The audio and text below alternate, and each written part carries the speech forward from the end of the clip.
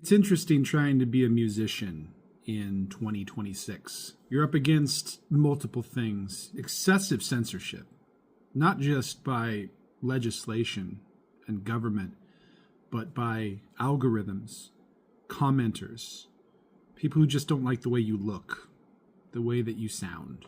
You're up against people that are willing to steal your music for their own exploitation. I'm not just talking about AI, I'm talking about pretty much everybody who's trying to get a leg up in this music industry. You're up against the end of a very long, arduous last 100 years of music that has created a type of catalog that doesn't allow for much uniqueness. That might just be short-sighted as a new musician, but at the same time, it's really hard to write anything that doesn't sound like something else. The music industry is also completely centered around image. It's centered around entertainment more than just art. Yes, music is an art form, but it is more entertainment and performance and corporatism than anything else. And this is not just a music thing.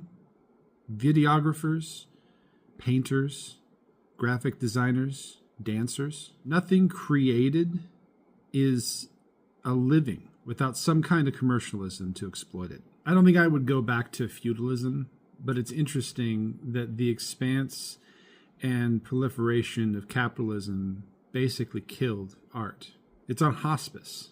It's a way of basically still holding on to some kind of humanity while digital people start emerging and eventually take over. Corporatized capitalism demands efficiency, demands a market and supply and demand and ease of transportation of goods to the receiving consumer, longevity of that consumer's satisfaction with the product, prevention of any kind of return authorizations, development of markets into new ways of sapping money out of them.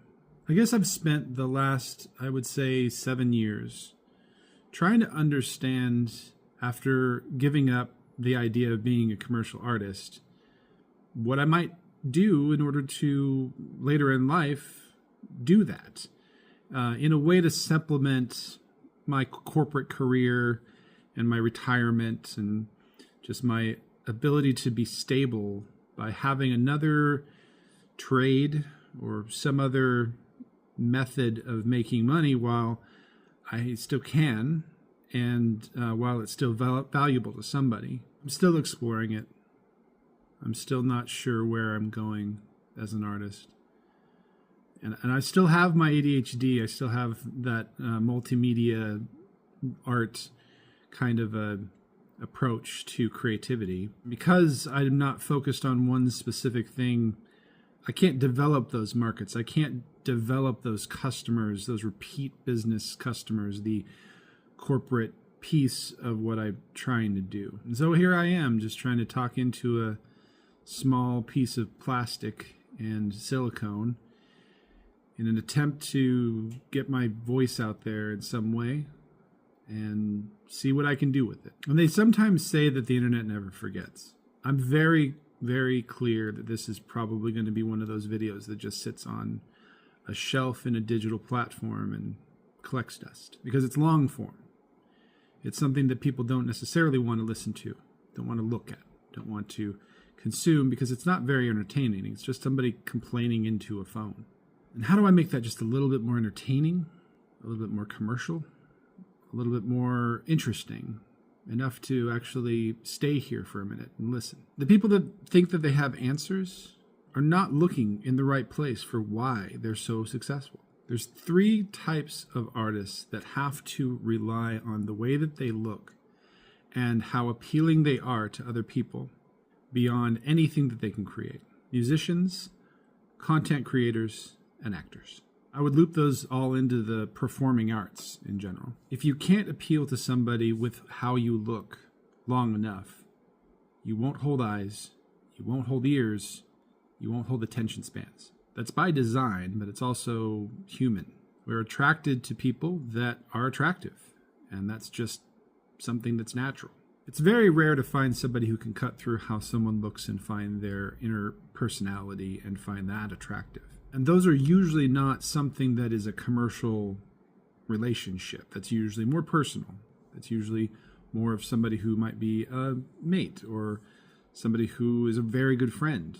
So what are the performing artists looking for then online if they don't fit a specific aesthetic? They're looking for those superfans. They're looking for those individuals who will cut through a lot of the commercialism and rhetoric and everything else and just be present with that artist for the sake of their art. And that process of building up superfans over time, building up authentic people that will actually follow you and understand what you're trying to do, is a building process that a lot of people just don't have time for. Most people, they're trying to make a living. They're trying to make rent. They're trying to make their food bill. They're trying to pay for gas and hope to God that their taxes don't go to some stupid war. So people try to do the slow burn. They try just to have a hobby for a while and get good at that hobby. And eventually somebody sees how good you are and refers people to you. At some level, we have to come to terms with who we are as artists and what we're trying to accomplish. And for me, I don't know that I've gotten there yet. I'm not sure if I want to be more commercial, make this more of an actual commercial endeavor, or if I just want to be thoughtful artists that people are interested in, and eventually maybe that's a success. Or if I just don't give a shit and I just want to put things online because I feel like I'm accomplishing something. Maybe I'm doing this for me and nobody else. Or maybe it's just me and those superfans. And if those superfans don't want to pay anything to be fans, then that's how it turns out, I guess. Because I'm going to be completely honest, as much as I'm very self-critical, I have a lot of problems with putting myself out there and actually feeling like I'm not an imposter. I am really damn good at what I do. And eventually somebody's going to figure that shit out. And then start referring people to check me out because I'm doing something right. But it's not as simple as just putting something online and they will come.